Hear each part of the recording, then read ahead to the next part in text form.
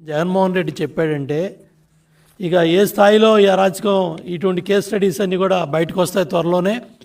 అట్లాగే మాచర్లో ఎన్నికల ప్రచారానికి వెళ్ళినప్పుడు జగన్మోహన్ రెడ్డి చెప్పిన మాటలో పిన్నెల్లి రామకృష్ణారెడ్డిని పట్టుకొని నా స్నేహితుడు, మంచివాడు, సౌమ్యుడు, మీరు గెలిపించండి ఇంకా బాగా పైకి తీసుకెళ్తానన్నాడు.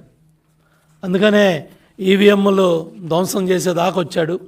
నిన్న కూడా సజ్జల రామకృష్ణారెడ్డి బుద్ధి లేకుండా బాధ్యత లేకుండా ఈవీఎంలు ధ్వంసం చేసిన వాడిని చర్యలు తీసుకోండి, కేసు పెట్టండి అనకుండా ఎందుకు వీడియో బయటకు వచ్చింది, ఎట్టా బయటకు కొట్టించిందని మాట్లాడుతున్నాడంటే దీన్ని బట్టి అర్థమవుతోంది ఏ విధంగా ఇటువంటి అరాచక శక్తుల్ని ప్రోత్సహించారో.